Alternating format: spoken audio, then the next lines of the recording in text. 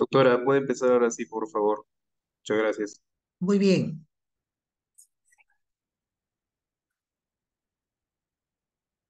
jóvenes. Entonces, la clase que nos convoca esta tarde es síndrome de dificultad respiratoria tipo uno. Perdón, tipo 2 acá. Entonces, ¿qué sabemos? Que cuando se produce el nacimiento hay una expansión pulmonar. Esto significa que va a haber una resistencia vascular disminuida y un aumento del flujo pulmonar. Esto se da por efecto de la desaparición de la placenta, que es lo que producía aumento de la resistencia vascular periférica. El síndrome de dificultad respiratoria neonatal implica que van a haber signos clínicos, se va a producir taquimia, entendiendo como tal a la frecuencia respiratoria por encima de 60 respiraciones por minuto. Lo contrario o lo opuesto es la bradimia, por el cual el número de frecuencia respiratoria es por debajo de 40 respiraciones por minuto. Las retracciones. ¿Qué significa esto de retracción? Es utilización de músculos accesorios de la respiración, lo cual se evidencia por los famosos tirajes, tirajes intercostales, subsifoideos, supraclavicular, supraesternal y el quejido. Este quejido que siempre se va a producir en la segunda fase de la respiración. En la expiración se da el quejido, a diferencia del estridor que se produce en la fase inspiratoria de la respiración. Dentro de las varias causas que nos generan la dificultad respiratoria, ustedes pueden observar en las principales causas son taquimia transitoria, síndrome de aspiración meconial, bronconeumonía, enfermedad de membrana hialina, siendo otras que no es el motivo de esta reunión. Ahora bien, esta dificultad respiratoria, de acuerdo a los porcentajes, es mucho más frecuente en la taquimia transitoria, casi un 50% la presentación.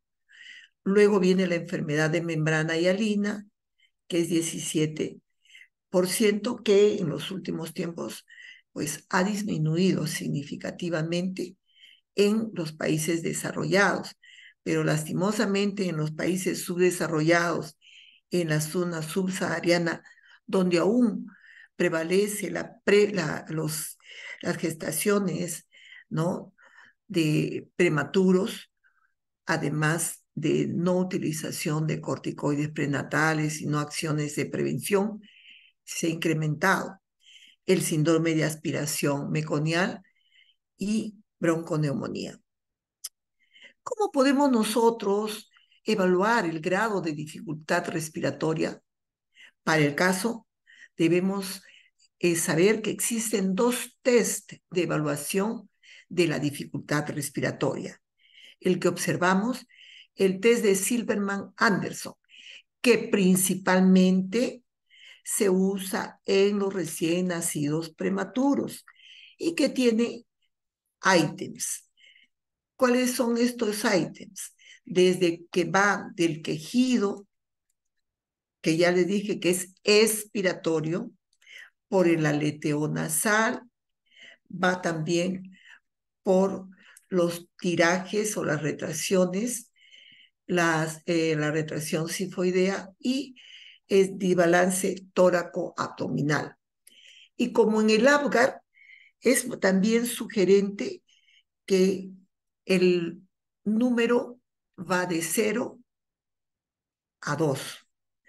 En este caso, tanto más se acerque a 0, pues obviamente es mucho mejor.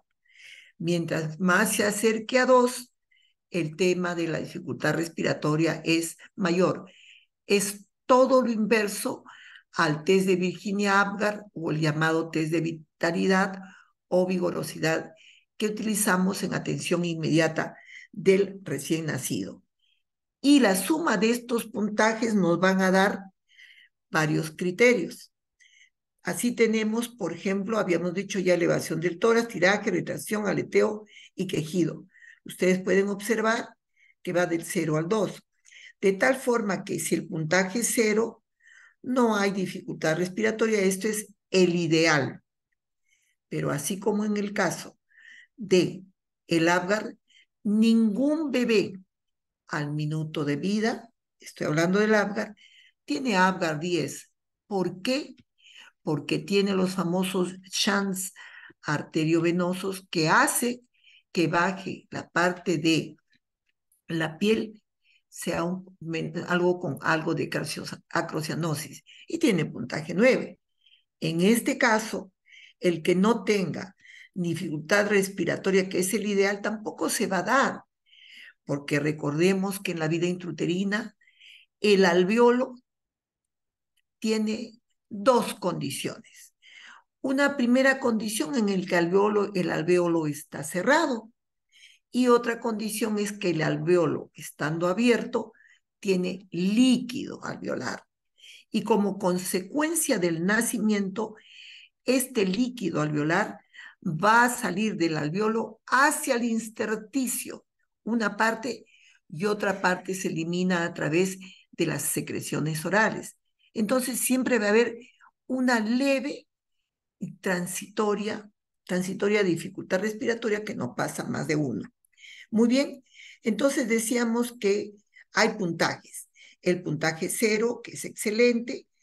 El puntaje que va del 1 al 4 me dice que es ausente o leve.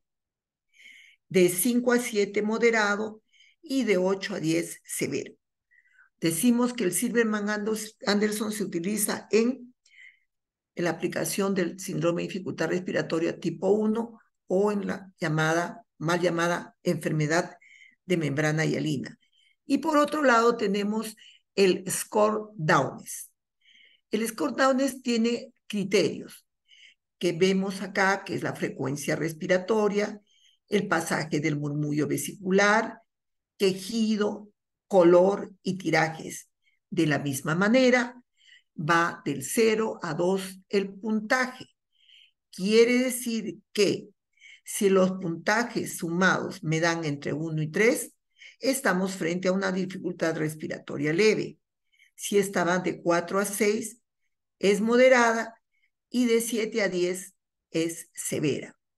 Estos score Downes podemos utilizarlos en los bebés independientemente de su edad gestacional, llámese prematuros, a término o posttérmino.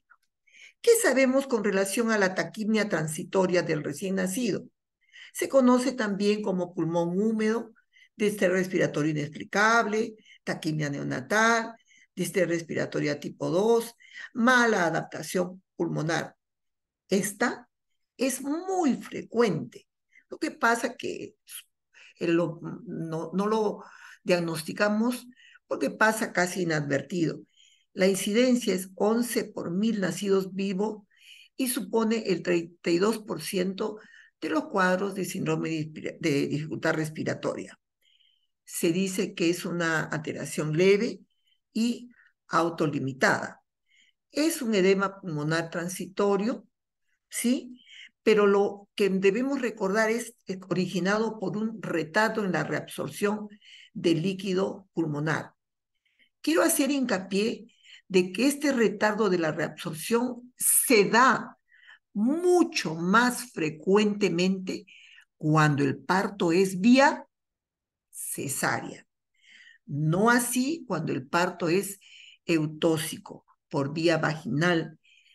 Es como que escurren el, el pulmón del bebé, porque además se dice que si se va a hacer sobre todo por cesárea, en pocos casos por vía vaginal, hay una falla en la inhibición de la secreción. secundaria a un aumento de la concentración de catecolaminas. Esto es que cuando hay altos niveles de epinefrina, esta epinefrina, que es una parte de las catecolaminas, recordemos epinefrina y norepinefrina, estos altos valores de concentración de catecolaminas van a inhibir la bomba de cloro que se encarga de la secreción del líquido alveolar, es decir, la salida del líquido alveolar de los alvéolos, valga la redundancia. Esto es importantísimo como parte de la causal de la taquimia transitoria del recién nacido. También hay una falla en la reabsorción, que es esta pasiva por diferencia de la presión oncótica en los espacios aéreos, intersticio y vasos sanguíneos, y la parte activa por el transporte activo de sodio hacia el exterior del espacio aéreo. Otras causas son las que ustedes observan ahí: hiponatremia, resistencia vascular elevada, disfunción ventricular, aumento de la presión venosa central y reabsorción en la falla del intersticio por los linfáticos. ¿Cuáles son los factores de riesgo? Tienen ustedes una larga lista. De la que quiero hacer hincapié es el parto por cesárea, porque no se da el trabajo de parto, principalmente esta. ¿Qué más sabemos? Que hay hipoxia, hay hipercapnia y la clínica. ¿Cuál es la clínica? Predominantemente hay taquimia, repito, por encima de las 60 respiraciones por minuto. Hay una retracción leve a moderada. El diámetro antero-posterior del tórax está normal, algo aumentado. El murmullo vesicular normal. Y los requerimientos de oxígeno son bajos, 3, 4 litros por minuto. ¿Qué es lo interesante la historia natural de la taquimia? Que es un cuadro clínico benigno, se autolimita, no necesita antibióticos. ¿Puede necesitar soporte de oxígeno? Sí, pero esta es muy por poco tiempo, 48 a 72 horas y, como se dice, máximo 5 días. Raramente va a requerir de otro tipo de soporte. Si eso ocurriera, entonces ya no califica como una taquimia transitoria del recién nacido, sino debemos pensar en otra patología. Acá ustedes pueden ver, ¿no? Este es cierto velamiento e imágenes ileofugales. Leve cardiomegalia, ¿no ven que se está reteniendo el líquido alveolar? Hay una trama broncovascular prominente, imágenes ileofugales, el septo interlobular está edematoso y raramente pueden ocurrir derrames pleurales o imágenes algodonosas. Otra vez, como les comento, es lo más frecuente que se da, pero casi no le damos mayor importancia, ni siquiera hasta tomamos radiografía.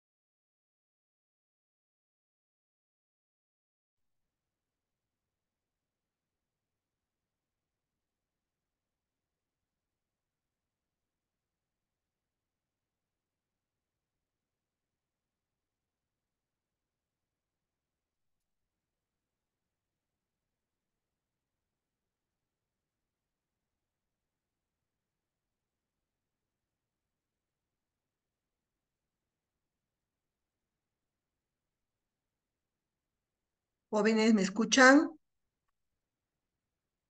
Jóvenes. doctora. Ah, Sí, ya, doctora. disculpen ustedes. La batería estaba desenchufada, esta laptop.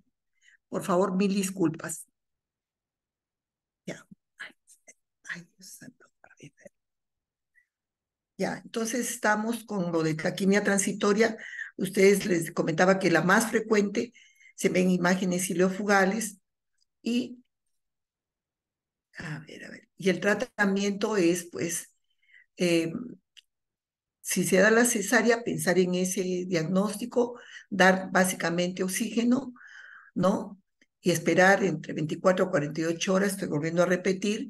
Si en caso fuera una cesárea en la que es inminente esta, sí se deben utilizar corticoides antenatales.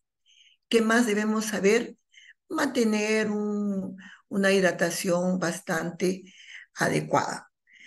Pero una vez más le comento, si después de 3 hasta 5 días el bebé que está solo con oxígeno y nuestro diagnóstico es taquinia transitoria y no mejora, pues debemos pensar en otras patologías dependiendo de los antecedentes maternos o la epidemiología respectiva, como pudiera ser membrana hialina, neumonía, otros problemas.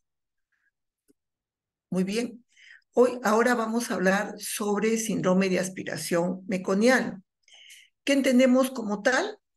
¿No? Es una dificultad respiratoria de diverso grado por la aspiración de meconio fresco a la vía aérea terminal, siendo esta vía aérea terminal, como todos recordamos, el alveolo, en el momento de la primera respiración in útero o durante la labor y el parto.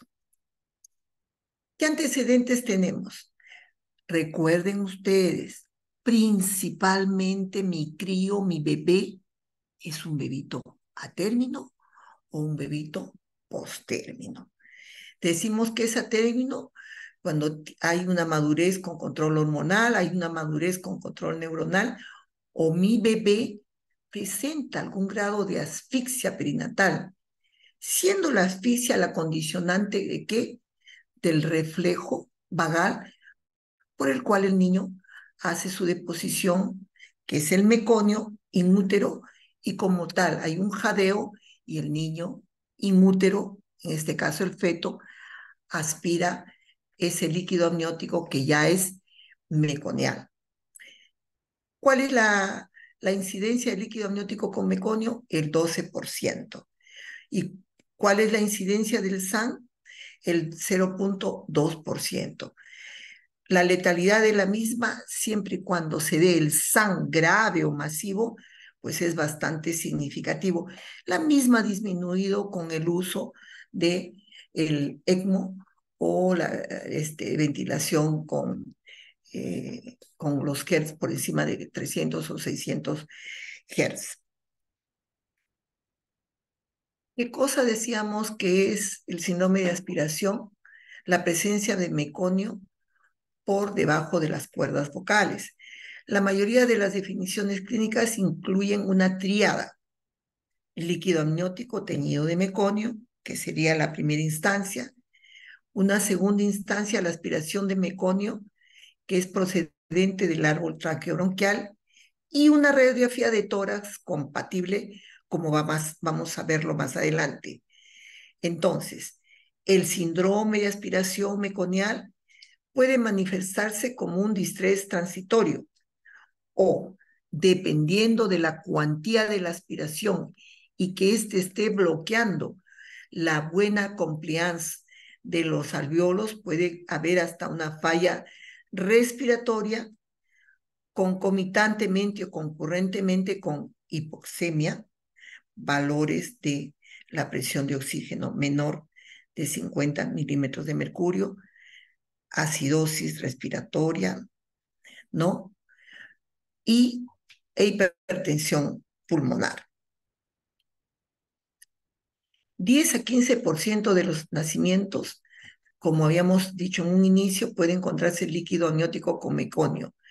Esta se hace más presente en los pretérminos, en los atérminos y posttérminos.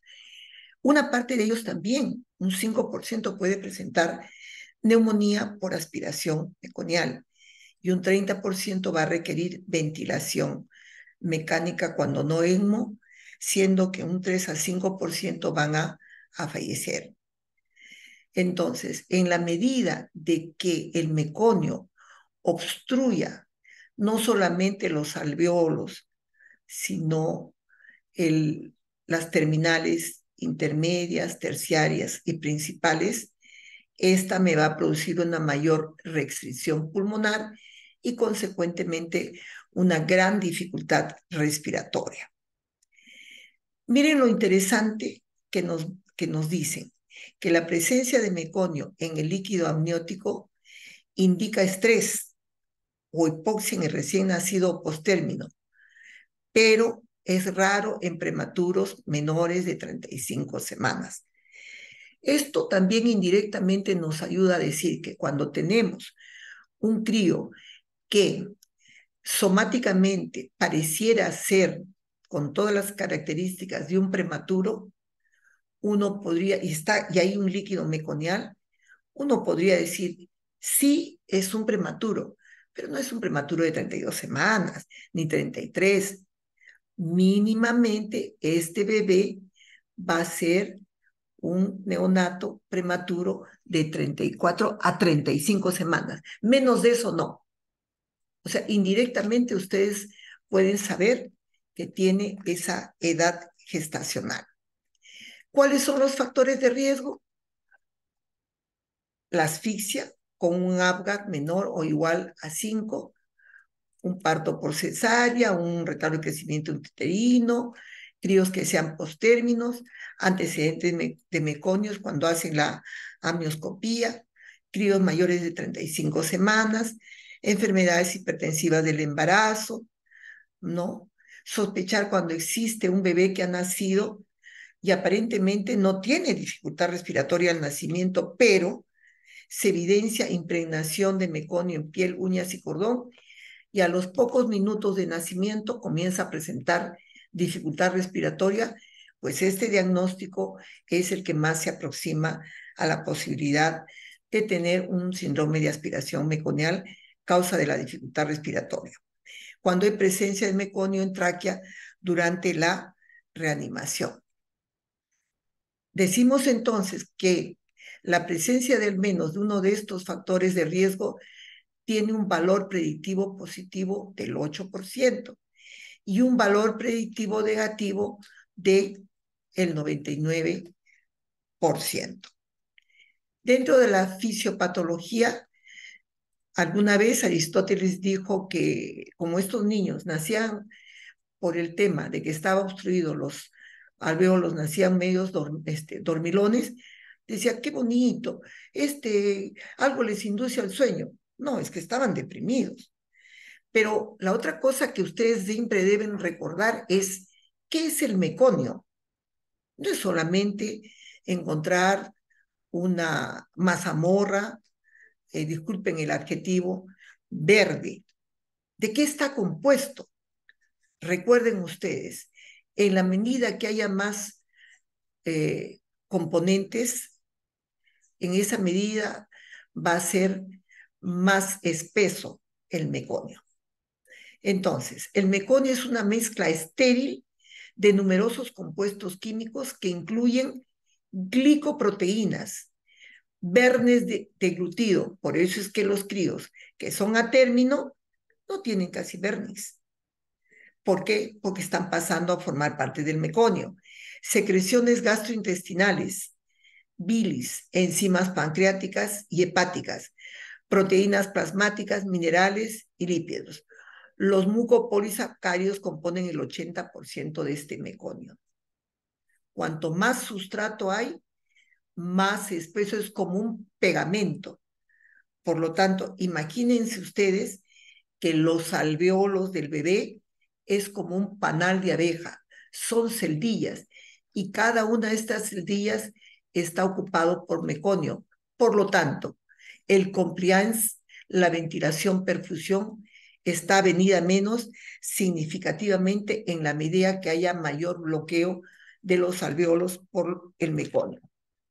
Dentro de esta fisiopatología, ¿qué podemos denotar? Que en el momento que se produce esta aspiración de meconio, llámese in útero o en la vida extrauterina, esta puede obstruir parcialmente o completamente el alvéolo. Y en la medida de que esta obstruya completamente, vamos a tener atelectasia o se va a presentar en la forma parcial como un efecto de válvula. De tal forma que pudiera haber escapes aéreos. Y estos escapes aéreos me pueden conllevar a un neumomediastino, a un neumopericardio, a un enfisema intersticial. Pero la otra cosa importante, el otro hecho importante es la alteración bioquímica, llámese acidosis, hipoxemia, hipercapnia. Produce entonces una neumonitis inflamatoria y química, además de producir una hipertensión pulmonar persistente. Entonces, estas partículas me van a producir taquimia, retracción, quejido y cianosis. Habíamos dicho neumotórax, neumomediastino. Si esta taquimia está persistente, nos vemos en la necesidad de tomarle exámenes de gases en sangre y, de acuerdo a los resultados, clasificar en un síndrome de aspiración leve, moderada o grave. Siendo que la grave es la grave o la severa o la masiva, es la que tiene alteradísimos estos gases en sangre y que demanda ventilación mecánica, les decía ECMO, además de que en el síndrome de aspiración masivo o grave, también vamos a requerir uso de antibióticos de primera línea o de primer espectro, como sea la ampicilina más un amidoglucósido, porque se sabe que el germen que se puede estar involucrado es la Escherichia coli. También podemos nosotros aplicar o dar surfactante, el Curosurf, solo en los casos de síndrome de aspiración grave o severa. ¿Qué cosa pedimos de cajón? Pues la radiografía de tórax, obviamente, en la que podemos evidenciar infiltrados o parches gruesos en ambos campos pulmonares, aumento del diámetro anteroposterior y aplanamiento del diafragma, como ustedes pueden ver en esta lámina. Tienen ahí lo mismo, miren ustedes, hasta están horizontalizados los arcos costales. Esta es terrible. Esta creo que es una clásica de antes, porque en realidad, con todo el avance que tenemos y un buen control prenatal, con una monitorización del trabajo de parto con curva de alerta, pues obviamente no deberíamos tener este tipo de pacientes, sino deberían entrar inmediatamente pues, a sala de operaciones. Entonces, en laboratorio, ¿qué pedimos? Estamos diciendo gases en sangre, un hemograma, electrolitos, glicemia, hemocultivo, ecografía cerebral. ¿En qué casos? En los casos que hubiera antecedente pues, de asfixia perinatal, en la que nosotros podemos pensar e imaginar de que puede haber una hemorragia intracraneana, un ecocardiograma, un electrocardiograma si hay compromiso cardiovascular. El tratamiento, ya lo dijimos, principalmente en el SAM severo, ventilación, asistencia respiratoria mecánica o ECMO, oxigenoterapia de acuerdo a los controles que se tengan en relación a los gases en sangre, ¿no? Surfactante, antibióticos. ¿Y cómo evitarle el SAM? A través de prevención de la asfixia perinatal, reconocer los embarazos de alto riesgo, sobre todo aquellos que ya está generándome problemas de taquicardia, bradicardia, y son chicos maduros a término o post-término. Bienestar de la condición fetal y el nacimiento oportuno. Las medidas generales que se hacen: hidratación, buen soporte hidroelectrolítico, ambiente térmico adecuado.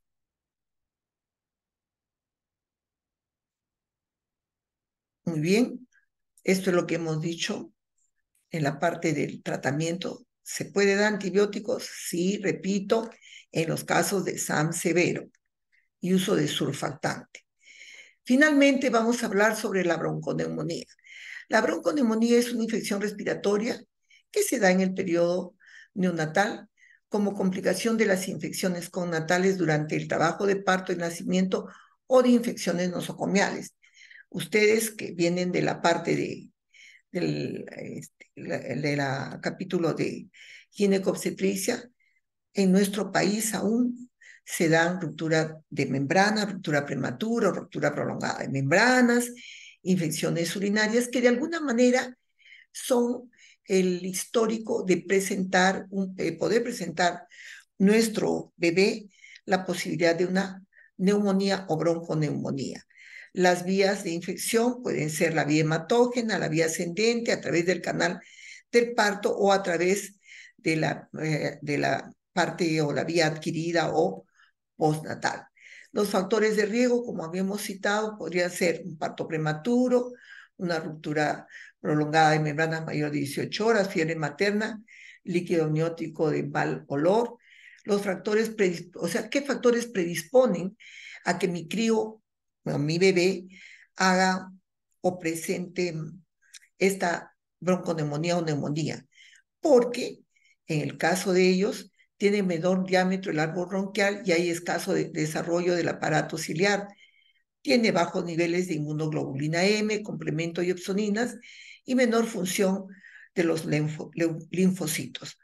Además de que pudieran ocurrir traumatismos en las vías aéreas, como es en la intubación y aspiración, y obviamente ustedes saben que el traumatismo genera sangre y la sangre es un medio excelente de cultivo para la proliferación de gérmenes. Su incidencia: 1% de recién nacidos a término, 10% en pretérminos. La etiología: bacteriemia materna, colonización fetal, cuando está saliendo el crío a través del canal del parto, a través de vía ascendente por la aspiración fetal de microorganismos del líquido amniótico, y los agentes más frecuentes son del grupo KES: Klebsiella, Enterobacter, E. coli, Estafilococo aureus, Epidermidis y Pseudomonas. La clínica realmente, jóvenes, no difiere de las otras patologías que hemos citado, llámese taquimia, llámese SAM, porque todas van a tener un cuadro de dificultad respiratoria que nos va a llevar a definir la posibilidad de que sea una u otra patología. Si es cesárea, probablemente sea taquimia transitoria del recién nacido. Si hay líquido amniótico meconial, pues probablemente sea un síndrome de aspiración meconial de diverso grado. Y si hay estos antecedentes de RPM, infección materna maltratada o que tiene algún problema en la región del periné, mi madre, entonces esta dificultad respiratoria tendrá que ver con una posibilidad de una bronconeumonía más una posibilidad de sepsis. ¿Correcto? Entonces, no, la clínica en realidad no es, no es patognomónica, tampoco característica, porque en todos los casos se da una situación parecida. En membrana hialina, obviamente tiene que ser o prematuro o hijo de madre diabética. Y tanto más prematuro y no ha recibido corticoides, pues va a tener membrana hialina. Signos generales también es inespecífico porque no me dice nada. Inestabilidad, distensión abdominal, ictericia, coagulación intravascular, hemorragia, no me dicen nada patognomónico. Los diagnósticos, como vemos, son antecedentes. Le pedimos un examen laboratorial para ver si hay alguna alteración en el hemograma, la proteína C reactiva, la velocidad de sedimentación, late, cultivos de sangre, El cultivo traqueal realmente muy poco o casi está venido a menos. Una radiografía de tórax que me va a mostrar áreas de infiltración pulmonar irregulares y difusas con condensaciones y o derrames pleurales. Los agentes etiológicos serán, si es una bronconeumonía precoz, estreptococo, grupo B, listeria, monocitógenas, E. coli. Acá, una voz de alerta. Se supone y se dice que en una gestante debería tomarse un frotis vaginal para identificar si tiene estreptococo grupo B y dar cobertura antibiótica. Eso es lo que nos dice la Organización Mundial de la Salud. Lamentablemente, no es frecuente que se tome en esos exámenes como tales en los departamentos o en los servicios de obstetricia. Y si es una bronconeumonía tardía, pues puede ser el estafilococo, enterococo, clamidia, E. coli, klebsiella, hasta puede ser por hongos. Ahí tienen un bebé, ¿no? Que está con ventilación mecánica, con su bolsa colectora, es decir, está con una serie de aparatología. ¿Cuál es el tratamiento? El tratamiento, como en todos los casos, es soporte hidroelectrolítico, ¿correcto? Y darle oxigenoterapia. Y esta oxigenoterapia va a depender del AGA, de los gases en sangre. Y dependiendo de la misma, pues yo le daré oxígeno por Oxycut, ¿no? Que vendría a ser una carcasa que se pone en la cabecita, o el CPAP, que es la presión aérea positiva continua, o ventilación mecánica. La terapia específica, si es una bronconeumonía connatal, la antibiótico terapia tendrá de primera orden o lo que se llaman los antibióticos empíricos, que son la ampicilina más la amicacina, y si esta bronconeumonía se diera de manera postnatal después de los 3, 4 días, pues uno puede pensar que es una infección intrahospitalaria, podemos darle cefalosporina de tercera o cuarta generación más una amicacina o según salga o tengamos el resultado del antibiograma y el hemocultivo. Y la terapia coadyuvante, pues serán las nebulizaciones y la fisioterapia respiratoria, que lastimosamente lo tengo que mencionar, pero que en nuestro país todavía estamos en pañales porque los servicios neonatales deberían tener una fisioterapista respiratoria expresamente y exclusivamente para el ambiente. Ahí ustedes tienen el flujograma de cómo puede ser manejado la bronconeumonía. Y finalmente, esta transparencia nos muestra todo lo que hemos venido diciendo, que mucho tiene que ver el antecedente materno, la forma como nace el bebé, ¿no? Para definir qué patologías tiene mi bebé. Lo dejo para que revisen ustedes y con esto sería la última transparencia que vamos a hablar con ustedes. Estoy esperando las preguntas que tuvieran a bien hacer. Gracias.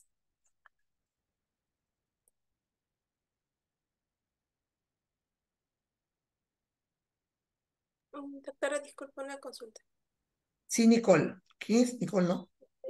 Sí, sí. Diga usted. Mencionó que, no lo escuché muy bien, mencionó que se da surfactante solo en cosas que sea Es el SAM grado severo. El cero. SAM severo. SAM severo. Ah, y el Sam Severo. Sí.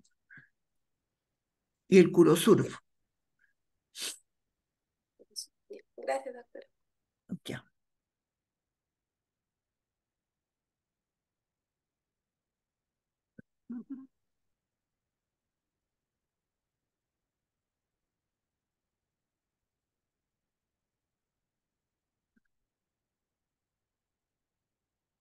Bien, jóvenes, no habiendo preguntas, mm, quedo con ustedes hasta una próxima oportunidad. Buenas tardes con todos. Hasta luego, doctora. Gracias.